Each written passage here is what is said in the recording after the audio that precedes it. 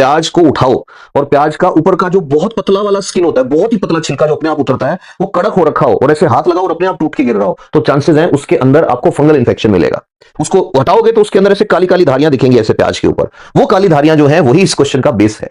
तो क्वेश्चन था कि ब्लैक मोल्ड ऑफ अनियन या प्याज की काली फफूंदी कौन सी होती है। अब कौन सी में मैंने जानबूझ के चारों नाम ऐसे दिए थे जो आपके काम के हो, क्योंकि जीके में जितना काम की चीजें पकड़ के चलो, स्पेशली एनसीईआरटी की, वो तो बहुत काम की है। एनसीईआरटी में बिल्कुल बेसिक्स में आता है। तो सबसे पहला तो इसका आंसर हो नहीं सकता, क्योंकि पेनिसिलियम तो हमें पता है, पेनिसिलियम नोटेटम और पेनिसिलियम क्राइसोजिनम, इन दोनों से तो हम पेनिसिलिन नाम की दवाई बनाते हैं। अलेक्जेंडर फ्लेमिंग साहब जो है उनको हम याद करते हैं कि उन्होंने पहला एंटीबायोटिक बनाया था। पहला तो ऑप्शन इसका नहीं है। अब बचे तीन में तीनों पॉइंट बताऊंगा, तीनों बहुत काम के हैं। राइजोपस, राइजोपस जो होता है इसको कहते हैं ब्रेड मोल्ड। ब्रेड मोल्ड का मतलब रोटी की फफूंदी। अब रोटी अपने घरों में बनती है वो रोटी नहीं, रोटी वो जो फर्मेंटेशन होके बनती है, यानी ब्रेड। तो जो ब्रेड आती है उस ब्रेड को अगर पड़ी रहने दो 2-3 दिन 4 दिन, तो उसके अंदर एक फफूंदी होती है, उसके अंदर एक फफूंदी लगती है, उसके अंदर एक फंगस लगता है। वो जो फंगल इन्फेक्शन है वो है राइजोपस। ग्रीन कलर का होता है, उसको बोलते हैं ग्रीन मोल्ड ऑफ ब्रेड। ये क्वेश्चन आता है कई बार।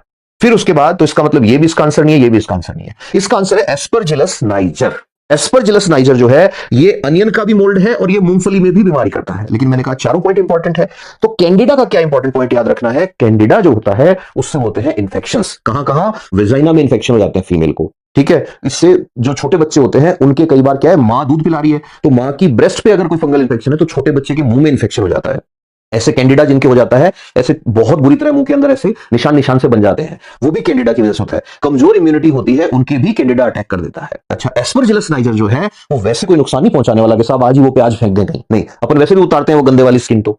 बट एस्परजिलस नाइजर उन लोगों के लिए प्रॉब्लम कर सकता है जिनको कोई इम्यूनिटी कॉम्प्रोमाइज हो रखी हो, जिनकी, या जिनको कोई सांस की बीमारी हो, उनके साथ ये दिक्कत कर सकता है।